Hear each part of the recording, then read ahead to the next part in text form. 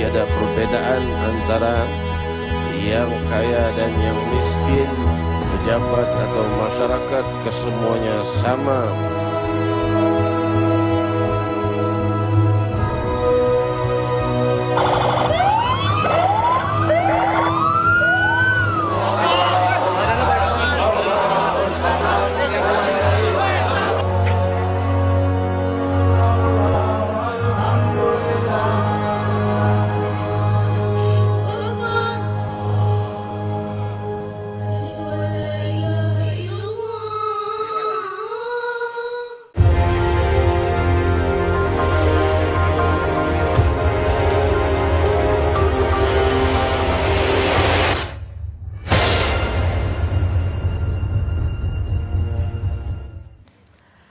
Selamat malam pemirsa, gestur malam hari ini menyoroti mengenai seorang sosok yang bisa dibilang fenomenal, yang diikuti oleh jutaan umatnya, banyak sekali umat yang menjadi pengikutnya, seorang pemuka agama, pemimpin umat, seorang dai yang bisa disebut memiliki jutaan umat, bahkan saking fenomenalnya. Pada saat kematian kemarin Presiden SBY pun ikut mengeluarkan pernyataan berbelasungkawa atas meninggalnya meninggalnya Habib Munzir Al-Musawa. Malam hari ini kita akan berbincang mengenai sosok ini. Apa yang membuat sehingga almarhum Habib Munzir ini memiliki banyak jamaah, banyak pengikut, meski bisa dibilang kemunculannya di televisi atau di media tidak begitu sering. Sebelum kita membahas itu, kita akan hadirkan terlebih dahulu bagaimana profil dari almarhum Habib Munzir Al-Musawa berikut ini.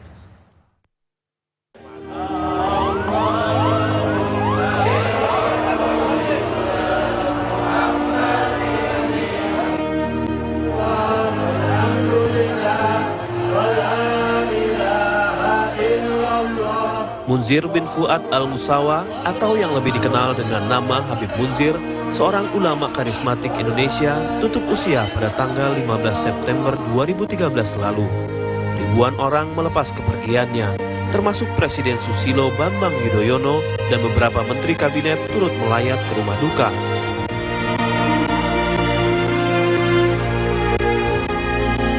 Semasa hidupnya, pria kelahiran 23 Februari 1973 ini dikenal luas dengan perkumpulan pengajian yang diberi nama Majelis Rasulullah Shallallahu Alaihi Wasallam. Ribuan jamaah mengikuti jalan dakwah Habib Munzir walaupun majelisnya jauh dari peliputan media. Di saat itu Rasulullah SAW bersama perjalanan dakwahnya ternyata tidak lepas dari rintangan. Berawal dari tahun 1998 silam, selepas menimba ilmu di Yaman, Habib Munzir kembali ke Jakarta dan mulai berdakwah secara terbuka. Cemoohan dari lingkungan sekitar bukanlah halangan bagi bapak 3 orang anak ini. Jamaah pengajian yang hanya 6 orang tak menyurutkan langkahnya. Bahasa yang santun dan senyum khas menjadi pilihan Habib Munzir dalam menyampaikan ajaran Rasulullah Shallallahu Alaihi Wasallam. Hingga akhirnya, dimanapun majelis Rasulullah Shallallahu Alaihi Wasallam mengadakan tablik akbar, para jamaah selalu mendatangi. Tak jarang sejumlah tokoh politik pun menghadirinya, meski ia tidak terjun dalam dunia politik. Kini, sosok Habib Munzir Al-Musawa telah tiada, meninggalkan umat dalam majelis Rasulullah Shallallahu Alaihi Wasallam. Akankah ada sosok lain yang mampu menggantikan ulama yang penuh karisma ini?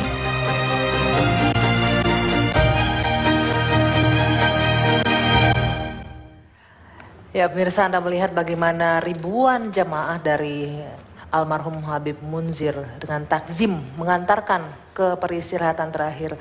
Dan malam hari ini kita akan berbincang langsung dengan kakak kandung almarhum, ada Habib Nabil Al-Musawa. Selamat malam, Assalamualaikum Habib. Waalaikumsalam warahmatullahi wabarakatuh. Selamat malam, Mbak. Ya, sebelumnya kami mengucapkan turut berbelasungkawa, turut berduka cita dan kehilangan yang mendalam atas meninggalnya Habib Munzir. Habib, terima kasih banyak kepada TV One yang terus-menerus meliput kejadian Habib Munzir. Ya, Habib, mungkin bisa diceritakan sedikit Habib. Kita juga mendengar banyak informasi bagaimana almarhum memulai awal dakwahnya yang ternyata tidak gampang. Dari 4 bersaudara, almarhum juga yang bahkan sekolahnya juga tidak seperti saudara-saudara yang lain. Tapi ternyata untuk ilmu agama beliau bisa memberikan syiar, menyebarkan dengan luar biasa, Habib. Iya, baik Mbak. Jadi bismillahirrahmanirrahim. Para pemirsa TV One yang dirahmati Allah, kalau misalnya kita melihat dari sejak kecil, Adinda Habib Munzir Al-Musawa itu memang berbeda dengan saudara-saudaranya yang lain. Jadi dari sejak beliau kecil, itu beliau sudah terbiasa untuk terus-menerus komitmen, konsisten dengan ibadah-ibadah sunnah. Jadi dari sejak beliau masih SD, SMP, itu beliau sudah terbiasa untuk melakukan puasa Nabi Daud. Jadi selang sehari puasanya, kemudian tahajud hampir setiap malam. Kemudian ketika SMP, itu beliau terbiasa untuk menghafalkan surat-surat di dalam Al-Quran yang berkaitan dengan Nabi Muhammad SAW.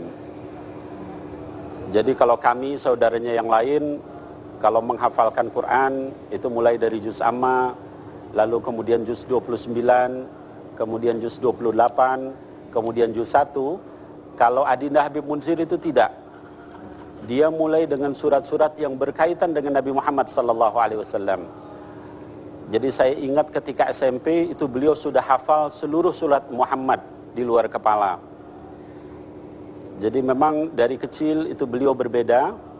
Kemudian beliau juga dari sisi kemampuan menahan cobaan itu luar biasa.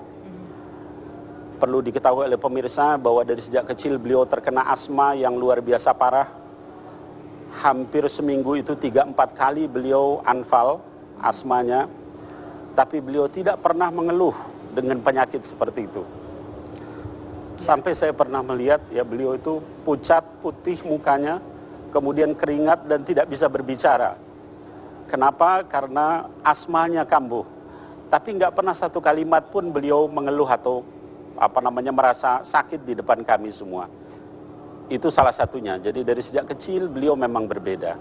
Iya, Habib, kita juga membaca dari website almarhum yang juga pernah menceritakan kepada umatnya bagaimana beliau bermimpi bertemu dengan Rasulullah SAW, dan itu diceritakan kepada umatnya, dan juga telah mendapatkan tanda-tanda bahwa usianya juga akan tidak sampai di 40. Beliau sudah mengetahui sebelumnya. Bisa diceritakan nggak Habib sedikit tentang itu?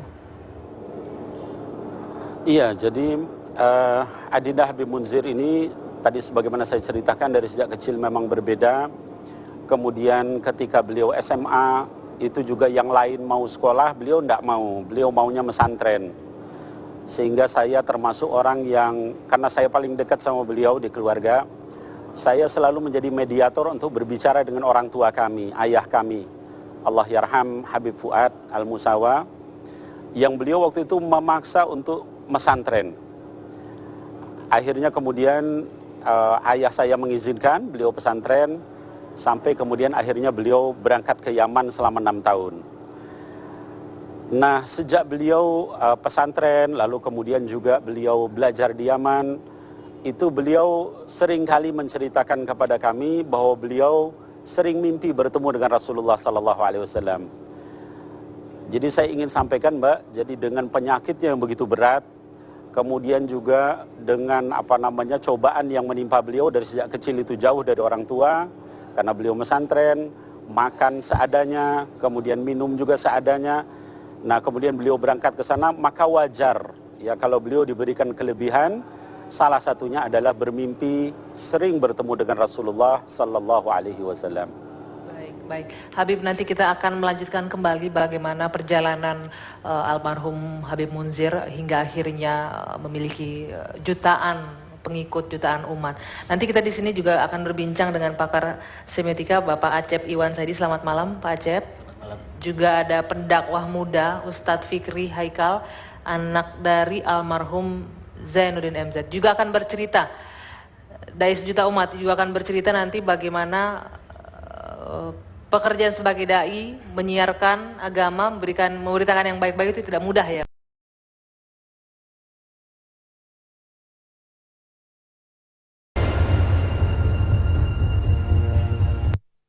Kita mengenang almarhum sebagai sosok yang amat teduh. Pandangan-pandangannya jernih. Nasihat-nasihatnya selalu kita ingat.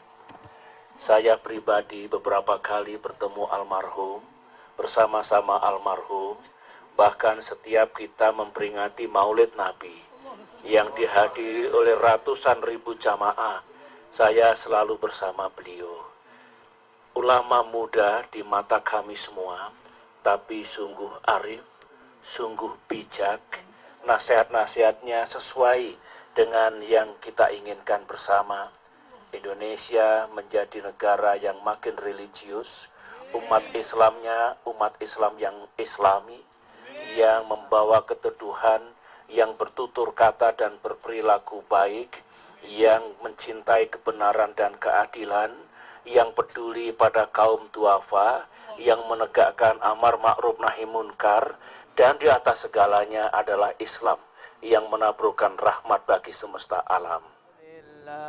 Muhammad li abdillah sadiqil min wa ala alihi wa sahbihi أجمعين اللهم صل سلم على سيدي وحبيبي. Ya, masih di gestur dan yang Anda saksikan tadi pemirsa merupakan bagaimana suasana tahlilan di kediaman almarhum. Kita dan masih bergabung juga dengan Habib Nabil. Habib, tadi Anda juga sudah mendengarkan bagaimana Presiden Susilo Bambang Yudhoyono juga ikut mengucapkan belasungkawa, bagaimana almarhum Habib Munzir juga ternyata dikenal di kalangan politisi. Kita kembali lagi Habib mengenai awal bagaimana pertamanya Habib Munzir ini mulai berdakwah. Kami mendengar cerita awalnya hanya dengan 6 orang saja jamaahnya Habib ya. Ya, benar sekali Mbak Anggi. Jadi ketika beliau pulang dari Yaman, itu beliau memulai dakwah. Bahkan seingat saya waktu itu di Cipayung, Bogor, itu bahkan mengajak dari rumah ke rumah. Ya, beliau mengajak orang untuk ikut ceramah. Kemudian ya orang kadang datang, kadang tidak datang. Ya kemudian terus beliau terus berusaha tidak pernah berhenti ya dengan sakitnya. Padahal waktu itu beliau juga belum punya pekerjaan ya. Kemudian terus beliau pindah ke Jakarta, begitu juga satu persatu. Bahkan saya tahu ya bagaimana beliau pernah ketika ingin orang datang ke pengajian itu beliau yang menyediakan makanan, minuman dan sebagainya. Jadi kalau saya ingin menyampaikan satu pelajaran besar yang bisa kita ambil dari wafatnya Adinda Habib Munzir Al-Musawa adalah keikhlasan di dalam berdakwah. Jadi satu hal yang penting mungkin bagi para dai, bagi para ustadz, bagi para mubaligh, ya, ketika berdakwah itu jangan memulai dari uang, jangan memulai dari dunia, jangan memulai dari harta, tapi mulailah dengan keikhlasan. Ketika keikhlasan itu luar biasa, maka dia akan mengetuk hati orang-orang yang mendengar. Itu yang pertama. Kemudian yang kedua, yang juga bisa saya sampaikan pelajaran dari Adinda Habib Munzir Al-Musawa adalah totalitas ya di dalam berdakwah itu. Jadi saya ingin menyampaikan pada kesempatan yang berbahagia ini kepada seluruh pemirsa TV One ya, di seluruh Indonesia, bahwa banyak orang mempertanyakan kepada saya, Habib Munzir meninggalkan harta apa? Rumah, mobil dan sebagainya. Saya katakan, ini Allah saksinya, rumah itu bukan rumah pribadi beliau. Rumah itu adalah rumah kontrakan. Kemudian mobil, Mercy dan sebagainya itu orang-orang yang percaya kepada beliau lalu menitipkan untuk dipakai oleh Habib. Kapan misalnya pada suatu saat kemudian beliau sudah tidak merasa ini, maka kemudian dikembalikan kepada orang itu. Begitu seterusnya. Jadi kami kemarin ketika berkumpul keluarga setelah kematian almarhum, maka ternyata kami melihat beliau tidak punya apa-apa ketika meninggal itu. Nah, saya kira mungkin ini yang perlu kita pelajari, kira-kira adakah orang yang mampu di dalam berdakwah totalitas seperti itu? Habib, ini dari awalnya dengan keikhlasan ini, awalnya hanya 6 orang jemaahnya, sekarang Majelis Rasulullah itu memiliki jutaan umat, jutaan pengikut. Nah, selain keikhlasan tadi yang Anda ceritakan, apa lagi mungkin adik Anda yang menceritakan metode dakwah yang seperti apa yang digunakan sehingga orang mau mendengarkan, sehingga akhirnya orang ribuan bahkan jutaan yang mengikuti dan mendengarkan setiap dakwah yang disampaikan oleh almarhum? Jadi Mbak Anggi, tadi saya katakan selain keikhlasan juga totalitas. Jadi Habib Munzir itu 24 jam beliau itu mengurus dakwahnya. Jadi bukan sambilan, bukan orang yang istilahnya sekedar kadang dakwah, kemudian kadang dia istirahat. Dia itu ngurus websitenya sendiri, dia ngurus juga kemudian aksesorisnya, segala macam dia lakukan sendiri. Kemudian juga yang tidak kalah pentingnya adalah ilmu juga. Jadi saya ingin menyampaikan juga pada kesempatan yang berbahagia ini, yang penting dimiliki oleh para da'i. Saya setuju kalau misalnya kita menggunakan metode lawakan, ya, kemudian juga dengan cara-cara yang baik, dengan cara berbagai macam cara, ya, supaya orang tertarik. Tapi selain itu yang juga harus dikuasai oleh seorang dai adalah ilmu. Nah, Habib Munzir ini bertahun-tahun beliau itu belajar untuk kemudian menjadi seorang dai. Baik. Ya, sehingga kemudian ilmu yang beliau miliki juga memang mumpuni sehingga orang pun terpuaskan dengan apa yang beliau sampaikan. Baik, Habib, nanti kita akan lanjutkan kembali. Saya ingin berbincang dulu dengan Pak Asep dan juga Ustadz Fikri. Tadi saya ke Pak Asep dulu. Pak Asep, dikatakan tadi yang disampaikan oleh seorang ustadz, nah itu caranya adalah ada macam-macam, ada yang dengan lucu, melawak dan lain-lain. Tapi yang paling penting ilmu. Kalau Anda memperhatikan secara gesturnya dari Habib Munzir ini, apa sih yang membuat sosok almarhum ini dicintai banyak umatnya sampai jutaan kalau dari kacamata Anda? Baik, terima kasih Mbak Anggi.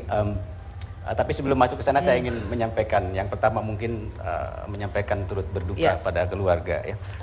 Bagi kita sebetulnya itu duka, tapi jangan-jangan malah bagi almarhum itu kebahagiaan gitu loh, ya. Seorang yang saleh pada usia muda dipanggil oleh Allah, saya kira itu satu kebahagiaan tertentu. Dan itu yang pertama. Yang kemudian yang kedua, kita berbicara dalam kerangka gestur, ya. Jadi gestur itu kan sebetulnya di dalam pengertian yang sempit itu perilaku gerak-gerik tubuh, ya. Sebenarnya pusatnya pada tangan dan kaki. Tetapi kemudian kita juga bisa tarik gestur yang kita bicarakan ini memang agak mencair, ya. Jadi ada sikap kemudian menjadi sikap politik, sikap budaya, sikap agama dan seterusnya. Jadi mungkin dalam kerangka itu. Nah, dalam kaitan ini almarhum, ya, saya melihat ada satu, tadi sudah dijelaskan sebenarnya panjang lebar oleh kakak almarhum, tetapi saya melihat bahwa yang menjadikan beliau karismatik itu memang saya melihat ada 3 hal, ya. Yang pertama itu ilmu itu tadi, ya, ilmu yang menurut saya mumpuni, ya. Kita bisa melihat kok beberapa kali saya menyaksikan bagaimana beliau dakwah, ya. Memang kefasihan dan lain itu kan menunjukkan kemampuan diri di dalam, dengan tutur katanya seperti apa, begitu, ya. Itu yang pertama. Dan yang kedua memang sebentar, untuk yang kedua dan ketiga kita tahan dulu, boleh, ya? Kita jeda dulu sejenak, nanti gestur akan kami lanjutkan saat lagi.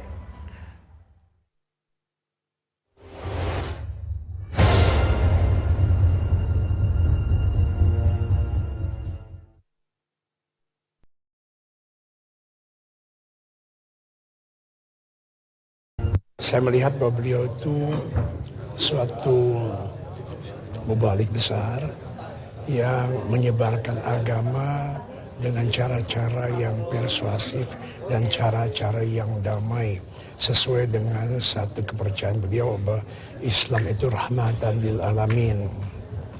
Jadi kita mempunyai kehilangan yang sangat besar, sehingga arwah beliau nanti ditempatkan di tempat yang terbaik. Jutaan jemaah Indonesia di luar negeri juga pada saat 5 Juni itu kan sempat mendoakan Bapak untuk menjadi calon presiden. Habib Munzir juga sempat ibaratnya berkoar begitu, Pak. Iya. Adakah kenangan yang sangat Bapak ingat bersama beliau? Kenangan saya indah sekali pada saat itu, dan tiba-tiba Habib Munzir mengatakan sebagai calon presiden dan mendoakan kepada saya. Itu suatu hal yang sangat besar.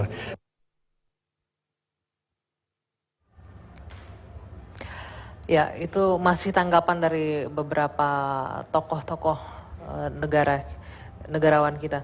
Nah, Pak Acep lanjutkan lagi. Tadi yang pertama melalui ilmunya menyampaikan dakwahnya. Yang kedua saya akan masuk pada gesturnya ya. Pertama kita melihat, kalau kita bisa di shot gambar ini, dilihat gambar yang di belakang ini, beliau itu punya sorot mata yang teduh ya, menyejukkan gitu loh, dengan senyumnya itu jadi membuat orang terasa damai gitu loh. Yang pertama, dan ini bukan sesuatu yang artifisial, memang sifat seperti itu di dalam dirinya. Tidak dibuat-buat gitu ya. Kemudian kalau berdakwah kita bisa gerak tangan, kita bisa melihat gerak tangan itu ya. Di dalam ilmu gestur, kalau orang cenderung mengatakan seperti ini, dia membuka ininya, telapak tangannya itu tanda-tanda bahwa orang itu terbuka ya.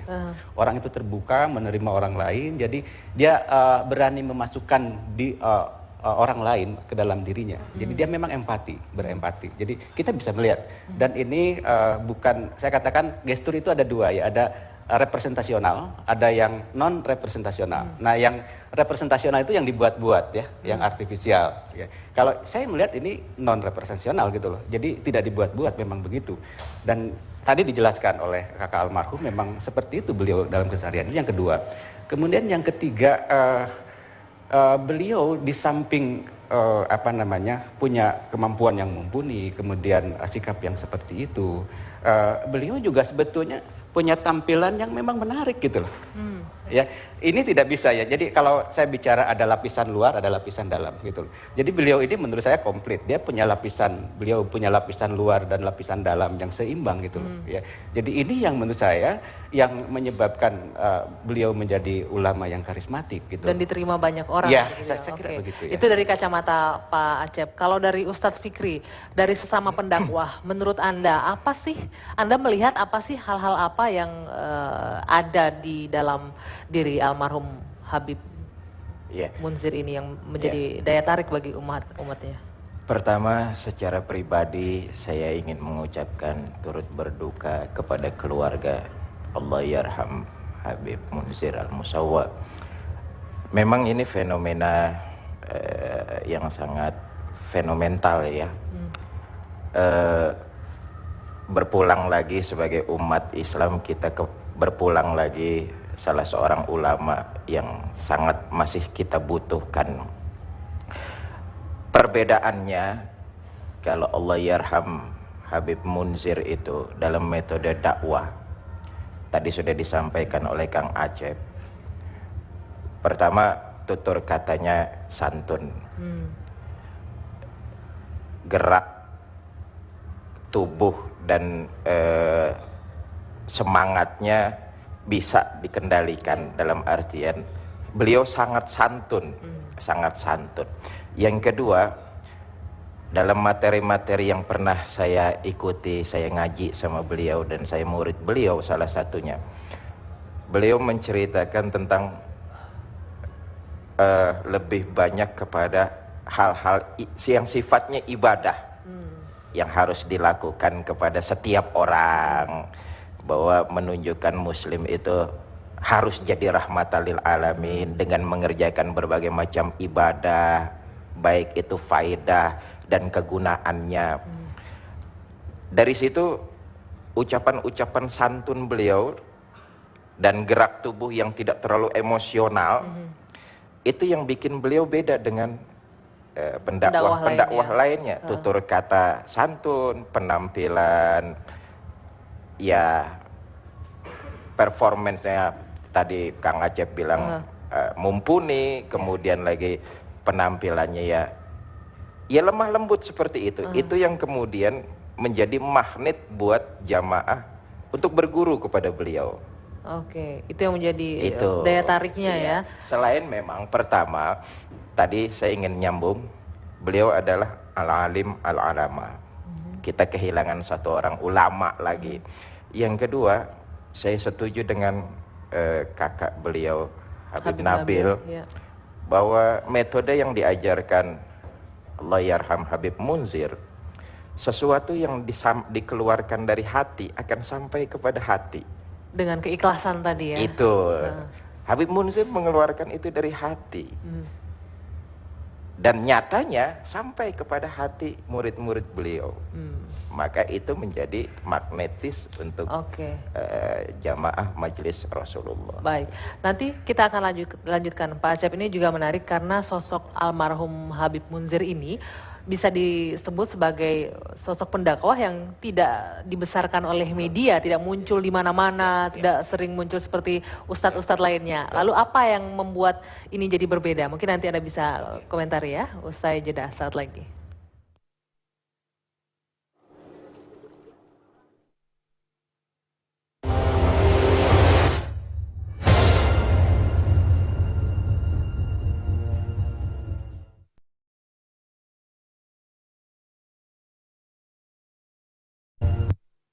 Ya, saya sangat menghormati beliau.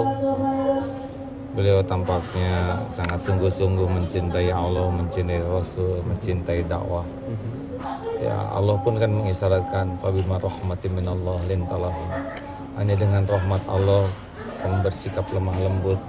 Kalau kamu berhati keras dan bersikap kasar, lan fadhum min haulik, niscaya orang-orang akan menjauh dari sisimu. Ya, memang kedudukan di sisi Allah sebetulnya tidak ditentukan oleh jumlah jamaah, karena Allah meridhoi seseorang dengan penilaian Allah sendiri. Tetapi makin banyak orang yang meniru kebaikan, mengamalkan kebaikan, tentu pahalanya juga untuk beliau. Mudah-mudahan ini ciri keberkahan ilmunya, mudah-mudahan begitu. Ini dua anaknya, semoga menjadi para ulama kekasih Allah. Amin.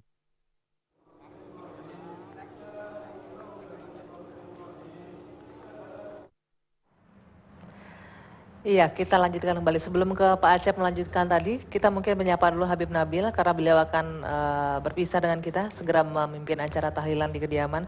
Habib Nabil masih bersama kami? Ya, masih Mbak Anggi. Iya, Habib, mungkin sebelum Anda mulai acara tahlilan memimpin di sana, kita masih sedikit berbincang mengenai bagaimana nih dari Habib ke depannya nih untuk Majelis Rasulullah. Siapa yang akan melanjutkan kepemimpinan dari Habib Munzir ini nantinya? Baik, Mbak Anggi yang saya hormati dan juga seluruh pemirsa TV One. Sebelum saya tadi menjawab siapa yang akan mengganti, saya sebetulnya ingin menanggapi tadi apa yang disampaikan juga oleh Ustadz Fikri dan juga Pak Aceng yang terhormat, berkaitan kenapa orang-orang itu bisa begitu cinta, begitu banyak, begitu ramai hadir di dalam acara Habib Munzir. Jadi tadi sebetulnya Ustadz Fikri sudah menyampaikan tentang berkaitan dengan dakwah dari hati. Saya katakan, saya ingin menambahkan ada 3 hal minimal yang saya lihat dari Adinda Habib Munzir, itu yang menyebabkan hati-hati orang itu tertarik, terpaut dan tidak bisa lepas kepada beliau. Yang pertama adalah tadi saya katakan totalitasnya beliau. Jadi beliau sebagai dai, karena saya juga dai, beliau itu kalau sudah pulang ke rumah bukan berhenti berdakwah. Ya, jadi beliau terus terikat dengan orang-orang di sekitar beliau itu, melayani ini, kemudian juga inikan website ya dan sebagainya, sehingga dengan itu orang mencintai beliau karena orang tahu seharian beliau itu seperti apa. Itu yang pertama. Kemudian yang kedua juga berkaitan dengan Habib Munzir ini adalah dakwahnya itu mengarah kepada ruhiyah. Kita tahu yang terhormat Mbak Inggi dan juga seluruh pemirsa TV One, zaman sekarang ini orang sudah semakin kering ya, dakwah, kemudian juga apa yang terjadi di kantor, di jalanan.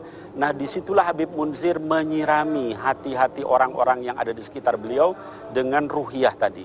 Beliau sentuh ruhiyah mereka, dibuat mereka yang asalnya keras kemudian bisa menangis, sehingga kita bisa melihat bahwa orang yang tertarik dakwah beliau lebih banyak anak-anak muda gitu ya. Walaupun orang tua juga banyak, tapi anak-anak muda yang justru biasanya jauh dari pengajian itu bisa tertarik kepada beliau. Kenapa? Karena tadi beliau sentuh dengan ruhiyahnya, sehingga orang kemudian menangis, kemudian menyadari kesalahannya, kemudian bertobat. Itu yang kedua. Kemudian yang ketiga, tadi juga saya setuju dengan apa yang disampaikan oleh Pak Acep dan juga Ustadz Fikri, bahwa beliau itu tidak pernah berkata kasar ya. Jadi saya sebagai kakaknya, saya seringkali mengalami hujatan ya kepada beliau, langsung maupun tidak langsung ya. Seperti salah satu contoh tadi ditampilkan, beliau sedang berfoto dengan dubes Amerika, ada yang kemudian menyatakan ini orang menjual agamanya. Dia tidak menanggapi dengan keras ya, tapi beliau hanya senyum, kemudian beliau menjawab dengan tingkah laku. Nah, ini yang kemudian membuat orang, Wah, Habib Munzir ini memang panutan karena tidak pernah kasar, tidak pernah keras, tidak pernah mengajak untuk memberontak dan sebagainya.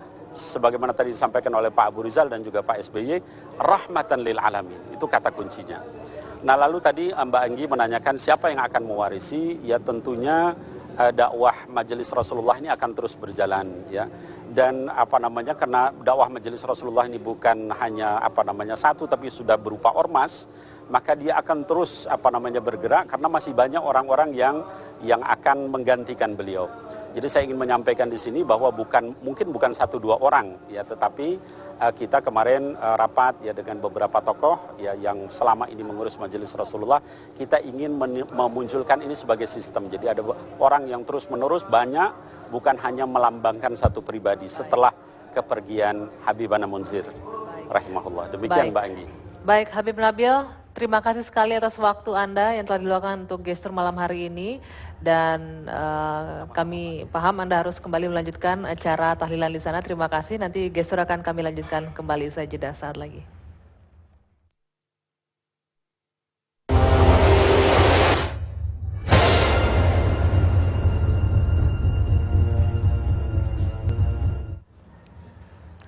Ya, kita tiba di bagian terakhir dari program gestur malam hari ini. Pak Asep tadi disampaikan bagaimana sih sosok almarhum ini yang bisa dibilang tidak dibesarkan oleh media, tapi menjadi magnet bagi semua orang. Ya, ada 2 jenis ustadz ya menurut saya. Ustadz yang pertama itu adalah ustadz go gitu loh, dan ustadz yang kedua adalah ustadz show. Nah, almarhum ini adalah ustadz go ya. Beliau menemukan sesuatu, berjalan turun ke jalan. Beliau pertama-tama mengajarkan fikih, tapi kemudian beliau menemukan bukan ini yang harus saya ajarkan, tetapi tentang kedamaian. Lalu beliau memberi nama Jamaah Rasulullah dan seterusnya. Jadi beliau menemukan itu di dalam pergerakan dakwahnya. Jadi real ya. Itu go ya, ustadz go menurut saya, dan itu dilapisi dengan kemampuan yang sangat mumpuni dalam ilmu agama. Kemudian yang kedua ada Ustadz Show ya. Ini Ustadz yang menurut saya juga ditemukan oleh media ya. Jadi mungkin karena tadi sudah disebutkan sebenarnya oleh kakak almarhum, karena lucu lah gitu kan, karena punya daya tarik tertentu dan seterusnya, itu yang kemudian menjadi objek industri sebetulnya ya. Jadi gerakan gesturnya itu adalah gestur representasional, gestur yang dibuat-buat ya, dengan gerak tubuh dan lain-lain. Jadi ini menurut saya Ustadz, saya ingin mengatakan dalam bahasa lain, ini adalah Ustadz ikan hias menurut saya. Ustadz ikan hias itu adalah sebagaimana ikan hias, dia dipandang enak ya, tetapi tidak punya gizi, nggak enak dimakan gitu. Dan orang yang melihat ikan hias itu cuma selewat. Nanti akan kita lihat bahwa jamaahnya itu akan teruji ya. Jadi kalau dia sudah tidak ada di media, maka ditinggalkan oleh jamaahnya. Tapi kita lihat bahwa Ustadz almarhum ini memang tidak ditemukan oleh media. Beliau bergerak sendiri dan jamaahnya menemukan beliau dan seterusnya. Jadi saya melihat itu. Kemudian tadi disebutkan siapa yang akan melanjutkan. Nah, kesalehan itu tidak ada kurikulumnya ya, tidak ada sekolah tentang kesalehan, tidak ada kurikulum, apalagi kurikulum 2013 misalnya. Dan tidak ada ujiannya, tidak ada ujian nasional tentang kesalehan. Itu menular lewat hati dan seterusnya. Jadi kalau dikatakan pengganti, mungkin saya yakin bahwa yang akan menggantikan beliau itu adalah orang yang menerima dakwah beliau juga dengan hati, dan biasanya orang-orang terdekat. Contoh almarhum, penggantinya putranya dan seterusnya. Saya kira begitu. Terakhir Ustadz Fikri, apa yang bisa Anda tarik dari sosok ini, Habib Munzir ini? Ya, seluruh umat mendoakan beliau, dan juga seluruh umat Islam berharap di antara zuriyah beliau ada yang meneruskan perjuangan beliau. Mudah-mudahan saja doa umat ini terjawab. Tetapi umumnya ini fenomena menarik Mbak Anggi ya. Kalau ulama wafat itu susah nyari gantinya. Apalagi Anda juga merasakan itu di diri Anda dengan membawa nama besar dari almarhum. Nanti saya akan membawa ke situ. Ulama itu ketika beliau wafat susah sekali untuk mencari gantinya. Ini fenomena ya.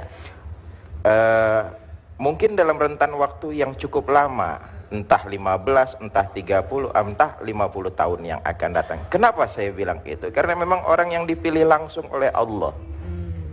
Tadi Kang Acep nggak ada kurikulumnya. Tidak diajarkan. Tidak diajarkan. Memang orang pilihan gitu loh. Nah ini bedanya antara ulama dengan pejabat. Kalau pejabat sekarang ada yang wafat, besok udah dilantik gantinya. Nah kita berharap, sebagai seluruh umat Islam berharap ada zuriyah dari Habib, Allahyarham Habib Munzir yang akan meneruskan. Memang tadi sudah juga disinggung, ada dua yang meneruskan. Anak ada dua, anak ideologis, anak biologis. Nah diharapkan dari kedua anak ideologis baik biologis ada yang meneruskan perjuangan beliau. Satu, yang kedua, menarik metode almarhum. Almarhum dalam menyebarkan dakwah itu sifatnya merangkul, bukan memukul. Mengajak, bukan mengejek. Bersanding, bukan nyari lawan tanding. Maka disitulah kemudian beliau menjadi pusat dari orang-orang yang tadi dikatakan oleh Habib Nabil menemukan mengalami kegersangan di hatinya, mengarah kepada ke situ.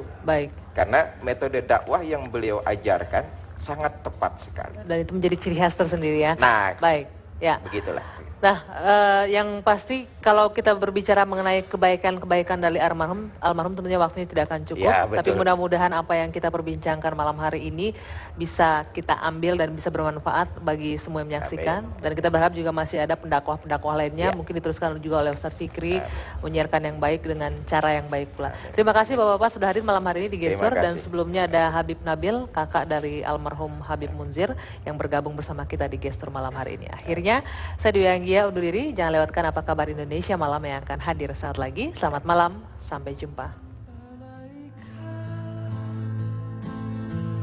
Ya Rasul, salam alaika.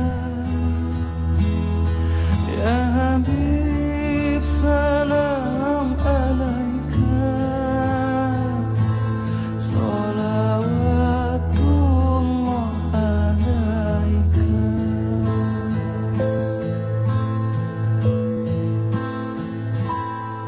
Ya Nabi, salam alaika. Ya Rasul, salam alaika. Ya Habib, salam alaika.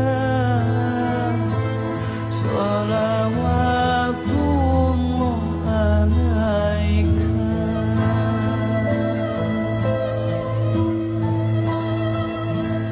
Anta samsunan